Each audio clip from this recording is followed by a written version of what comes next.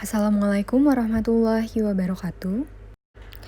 Nama saya Hana Mardia dengan NIM yang tertera jurusan Administrasi Publik 2020 kelas B Indralaya. Saya akan menjelaskan Pancasila sebagai sistem etika dan sistem filsafat. Pancasila sebagai sistem etika. Etika diambil dari bahasa Yunani kuno ethos yang artinya adalah tempat tinggal, kebiasaan, adat, watak, sikap, dan cara berpikir. Etika Pancasila merupakan cabang filsafat yang dijabarkan dari sila-sila Pancasila untuk mengatur perilaku kehidupan bermasyarakat, berbangsa, dan bernegara di Indonesia. Etika Pancasila juga mendasari penilaian baik dan buruk pada nilai-nilai Pancasila, yaitu nilai ketuhanan, kemanusiaan, persatuan, kerakyatan, dan keadilan. Suatu hal yang dapat dianggap baik ialah yang sesuai dengan isi dari nilai-nilai Pancasila. Hal-hal penting bagi pengembangan Pancasila sebagai sistem etika. Pertama, meletakkan Pancasila sebagai sistem etika, berarti menempatkan Pancasila sebagai sumber moral dan inspirasi bagi penentu sikap, tindakan, dan keputusan yang diambil setiap warga negara. Kedua, Pancasila sebagai sistem etika memberi bimbingan bagi setiap warga negara sehingga memiliki orientasi yang jelas dalam tata pergaulan baik lokal, nasional, regional, maupun internasional. Ketiga, Pancasila sebagai sistem etika dapat menjadi dasar analisis bagi berbagai kebijakan yang dibuat oleh penyelenggara negara, sehingga tidak keluar dari semangat jiwa Pancasila. Keempat, Pancasila sebagai sistem etika dapat menyaring pluralitas nilai yang berkembang dalam kehidupan masyarakat sebagai dampak globalisasi yang mempengaruhi pemikiran warga negara.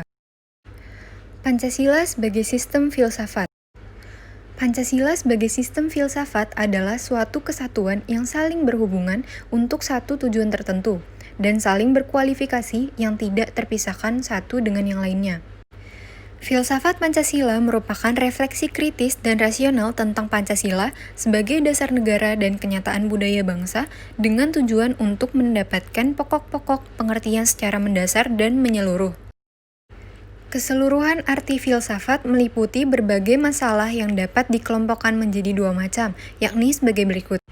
Pertama, filsafat sebagai produk yang mencangkup pengertian, filsafat sebagai jenis pengetahuan, ilmu, konsep, dan pemikiran dari para filsuf yang merupakan aliran atau sistem filsafat tertentu.